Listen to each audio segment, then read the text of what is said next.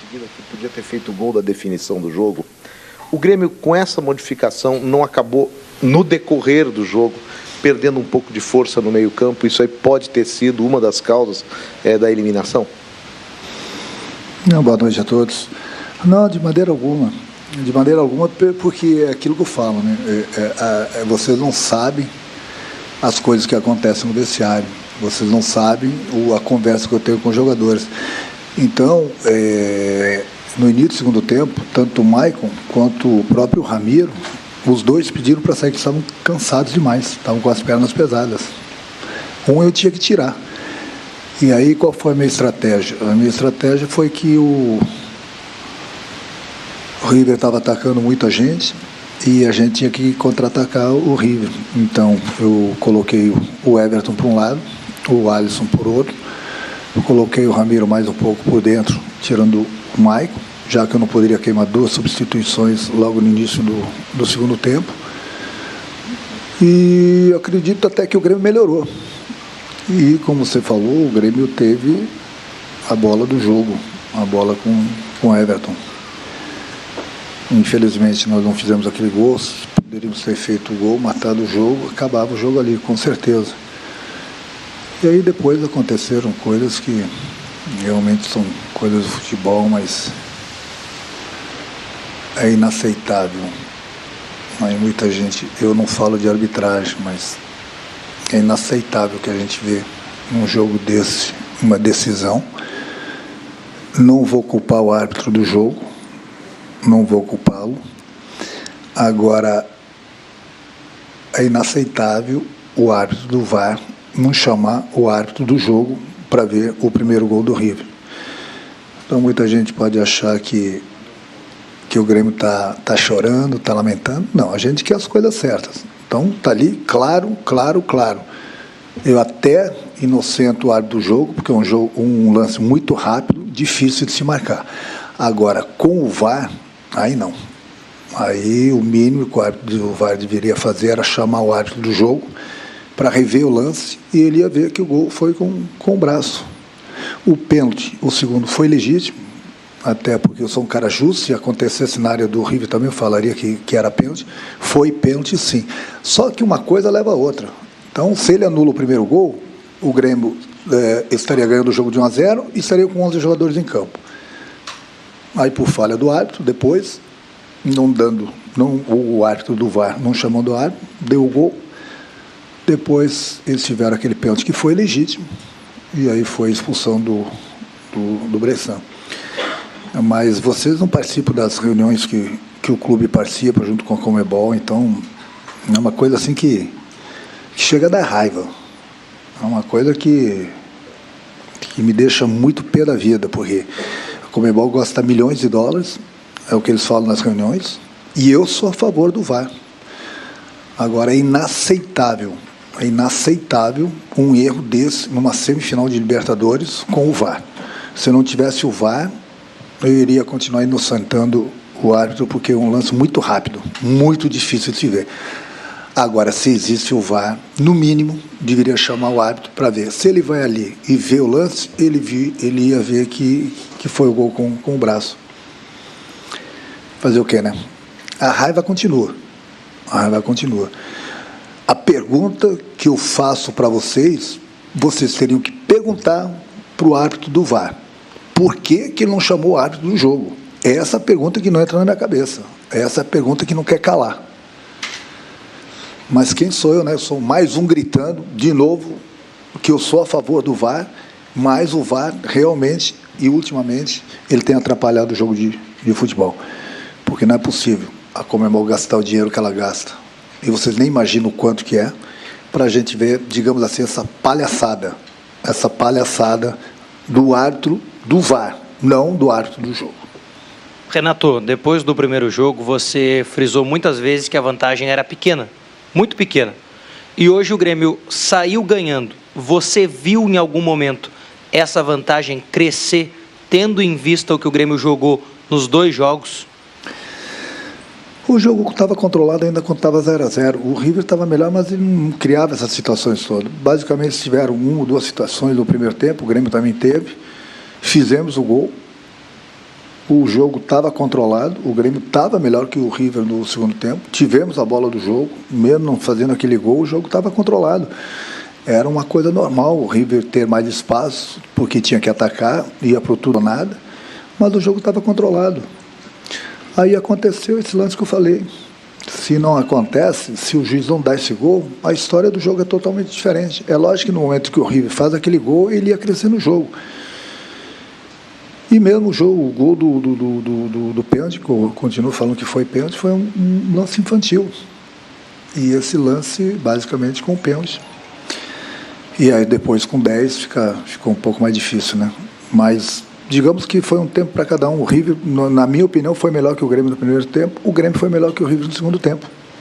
Tivemos a chance de matar. Não matamos. E aí aconteceu o que aconteceu. Renato, você já tem 2 anos frente ao comando técnico do Grêmio, mas depois de uma Libertadores como essa, com a frustração que você deve estar sentindo nesse momento, você chega a repensar o seu futuro a partir de dezembro? Você chega, com esta frustração, daqui a pouco, mudar de ideia de permanecer no Grêmio? Não penso nisso. A minha cabeça estava totalmente voltada para a Libertadores, para o Campeonato Brasileiro. Eu sempre falei isso para vocês, eu sempre cumpro o meu contrato. Eu não tinha nem cabeça para pensar em termos de contrato. De vez em quando assim, eu brinco com o presidente brinca comigo, mas nossas cabeças estavam voltadas totalmente para a Libertadores, porque nós sabíamos que o Grêmio tinha condições de ir à final, fazer novamente a final da Libertadores. Então é isso que me deixa com muita raiva. Eu preferia ter tomado 5-0 hoje aqui do que sair de uma Libertadores dessa forma, com o VAR. Isso é imperdoável. Realmente a Conmebol, aí depois falaram que o delegado do jogo, o árbitro do jogo, o árbitro do VAR, estavam reunidos ali. Eu pergunto, para quê? Se eles são pagos para trabalharem lá dentro, para ver as coisas que acontecem lá dentro, na hora do jogo. Agora vão se reunir aí para quê? Para eles assumirem o erro deles, mas o Grêmio está desclassificado. Aí eu pergunto, quem vai pagar a conta dessa desclassificação do Grêmio? Essa que é a pergunta. Então, eles fazem reuniões, pedem, façam tudo, o clube faz do jeito que eles querem. Para quê? Para o Grêmio ser roubado dentro da arena. Essa que é a realidade. E não estou falando do árbitro do jogo. Eu estou inocentando o árbitro do jogo. Estou falando do árbitro do VAR, que ele não chamou o árbitro do jogo para ver o lance do primeiro gol do River, que ele está aí para isso. Só está aí para isso. Renato, falando do jogo, qual o aprendizado que o Grêmio tira desse jogo sobre a vantagem que teve na mão, sobre como o time se comportou durante o jogo e também sobre a questão da priorização de algumas competições? Qual o aprendizado que o Grêmio tira nessas duas situações? Enquanto for treinador de um clube, eu acho que ensinei muita gente a trabalhar. Sob o meu comando, disputando algumas competições, o Grêmio, qualquer outro clube que eu estiver trabalhando, vai fazer exatamente o que o Grêmio tem feito nesses últimos 2 anos. Eu acredito, e essa resposta não é só para você, mas não sei se para você não é, estou falando se vai servir o chapéu para alguém, eu espero que a imprensa brasileira que tinha alguma dúvida, aprendeu algo mais esse ano, porque eu aprendo com vocês também têm que aprender com a gente, que é impossível um clube disputar 2, 3 competições ao mesmo tempo, sempre com a mesma equipe. Isso aí eu acho que já foi provado, até porque as equipes que pouparam são nas finais. Isso é uma coisa. O que eu aprendi hoje no jogo contra o River, eu faria tudo de novo. Porque aí é difícil você colocar na cabeça das pessoas que nós vencemos um jogo contra o River na Argentina, o Grêmio foi quase que perfeito, foi muito bem elogiado por toda a imprensa. Eu até tinha ideia de jogar como sempre joguei, de repente com o Alisson de um lado e o Everton de outro lado, nesse jogo contra o River. Mas como que eu ia colocar um jogador em campo com as condições que estava o Everton? Vocês viram do jeito que ele entrou. Alguém, acho que se entende de futebol, vai ver que o garoto entrou, não porque ele errou aquele gol, mas você vê que ele estava se arrastando, que nesses dias todos, basicamente, ele fez tratamento. Então não adianta você colocar em campo um jogador que não tem 100% de condições, principalmente sendo uma final de Libertadores. Aprender no jogo de hoje, como eu te falei, eu faria tudo de novo. O Grêmio só não está classificado por causa do VAR. É simples. Hoje, se o VAR funciona, o Grêmio está classificado, eu estaria aqui sorrindo, a torcida do Grêmio estaria feliz, estava todo mundo elogiando a equipe do Grêmio, que fez a coisa certa, e estaria na final da Libertadores. Aí agora, para um detalhezinho do VAR, a gente vai começar a achar que isso, aquilo está errado. Não, está tudo certo aqui no Grêmio. A coisa que tem que ficar bem colocada é a seguinte: o Grêmio foi roubado. E eu não estou dando desculpa. O Grêmio foi desclassificado uma Libertadores por cara do VAR. E eu acho que todo mundo viu o lance, né? Eu acho que não tem dúvida. Aí a pergunta, eu volto a fazer. Essa pergunta eu gostaria de cruzar com o árbitro do VAR. Onde ele estava? O que ele estava fazendo? Ou será que era o Steve Wonder que estava lá dentro da cabine vendo o jogo? Me parece que era, né? Porque não é possível um cara com um monte de câmera na frente dele não ver que o jogador do Rio fez o gol com o braço. Não adianta ficar aqui chorando, lamentando. Eu pergunto onde fica a Conmebol com isso tudo, que gasta milhões com o VAR. Será que esse árbitro vai dormir tranquilo hoje? Por um erro desse? Talvez até vá, né? Está bem despreocupado com o Grêmio ele. Bom, Renato, faz pouco tempo que acabou o jogo, você certamente vai pensar muito ainda do daqui para frente, mas o Grêmio ainda busca uma vaga na Libertadores do ano que vem, e essa vaga ela pode vir direta, né, de duas maneiras: o Grêmio chegando no 4º lugar, ou até o Palmeiras conquistando o título, abrindo o 5º lugar. Você tem um confronto direto contra o Atlético Mineiro no final de semana. Você certamente já tinha um planejamento, pensando no Grêmio classificado ou não. Muda o planejamento, você pensa e busca e fortalecer o grupo para buscar o 4º lugar, mantém aquilo que você dizia, torcer para o Palmeiras, torcer para o Filipão ser campeão e aí abrir a quinta vaga direta também. Como é que você projeta isso daqui para frente nesse aspecto? Não, o Grêmio nunca deixou o Campeonato Brasileiro de lado. O Grêmio estava numa Libertadores e aquilo que eu falo, uma equipe não pode jogar a cada 3 dias, principalmente se tratando de final de ano. Agora o Grêmio só tem o brasileiro. O Grêmio nunca deixou o brasileiro de lado. Então, em primeiro lugar, é conversar com o grupo, botar o grupo para cima. E a gente precisa dar umas 24 horas, 48 horas, porque da maneira que aconteceram as coisas hoje não é fácil. Só o tempo para curar. E tentar buscar agora os pontos necessários no Campeonato Brasileiro. Nós nunca falamos que não queríamos o brasileiro. Agora no mínimo, correr atrás para uma vaga entre os 4, que sempre foi o nosso objetivo, ou através do brasileiro, ou através da Libertadores. A Libertadores, infelizmente, uma pessoa cortou o nosso sonho. Agora a gente tem o brasileiro, vamos correr atrás no mínimo dessa vaga através do brasileiro, sem dúvida alguma. Mantém a torcida pelo Filipão? Oi? Mantém a torcida pelo Filipão? É clube brasileiro, gosto muito do Filipão, vou torcer sim. Vou torcer para ele, para que ele seja campeão, tanto brasileiro quanto campeão da Libertadores. Renato, boa noite. Tudo bem? Você já falou do VAR, eu queria tratar de uma outra questão polêmica desse jogo. A gente na transmissão, Marcelo Galhardo, ele estava suspenso, mas na transmissão do Sport TV a gente conseguiu imagens que mostravam ele falando com rádio, e o assistente técnico do Matias estava também com uma comunicação que dava a entender que ele estaria utilizando, né, o rádio para se comunicar durante o jogo. A gente até conversou com o Matias aqui, ele até deu uma resposta dizendo que ele devia estar falando com a família dele e tal, durante a partida ali. Mas uma outra coisa que a gente flagrou também foi a presença dele indo para o vestiário no intervalo, que também não poderia. Eu não sei se já conversou com o presidente ou se vocês têm a intenção de tomar alguma medida em relação a isso, mas saber a sua opinião sobre esse episódio. Eu sei do que aconteceu, a diretoria, o presidente sabe. É um motivo a mais, entendeu? Mas já não é problema meu. Aí quem vai falar é o presidente. Mas é um motivo a mais, que é uma desmoralização para a Conmebol. No mínimo, tinham que ter tirado ele do vestiário. Mas não é problema meu. O problema é da Conmebol. O problema, por exemplo, que eles mandaram a escalação do time deles, depois vocês procuram saber do jeito que eles mandaram a escalação do time deles. Aí eu pergunto, onde fica a Conmebol nisso tudo? Aí o cara está suspenso, desce. Mas isso não é problema meu. E o presidente vai falar que também não seria problema do nosso presidente, seria problema da Conmebol. Aí junta tudo isso, junto com a palhaçada do VAR. Aí fala uma salada. Aí vê no que vai dar. Eu posso falar do VAR porque é meu trabalho lá dentro do campo. Entendeu? Agora, aconteceram muitas coisas erradas. Mas é Conmebol. A gente vai fazer o quê? Eu não gosto de criticar ninguém. Muita coisa errada hoje. Começa pela escalação, do jeito que eles mandaram a escalação deles pra gente. Aí depois aconteceu isso no intervalo do jogo.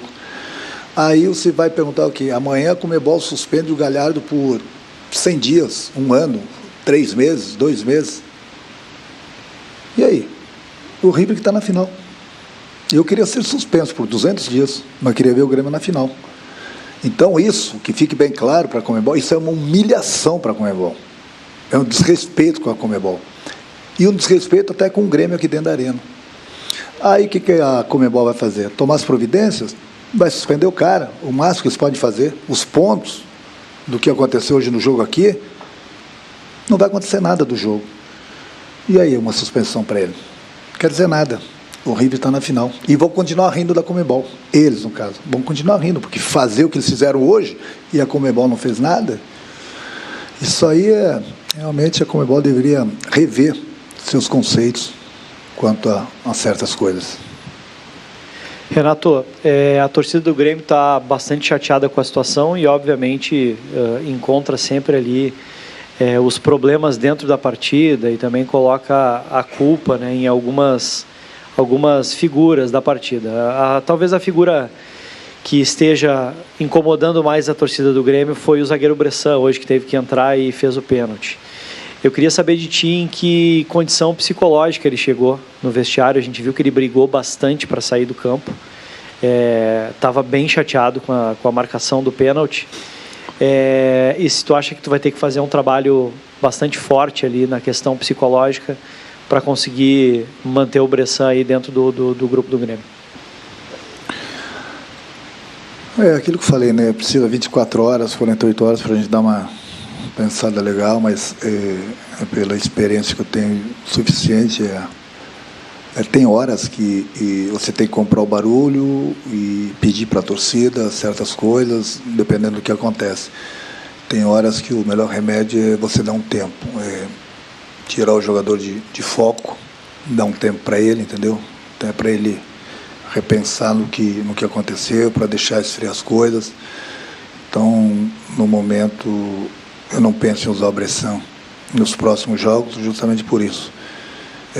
Por tudo que está envolvendo, pelo lance, entendeu? E principalmente pela cabeça dele. Agora também não vamos condenar um jogador do Grêmio. Vamos enforcar esse ocupado, vamos acabar com ele. Calma, ele é jogador do Grêmio. Eu sou experiente o suficiente para dar um tempo, entendeu? Deixarem as coisas esfriarem. E lá na frente a gente conversa e a gente vê o que é melhor.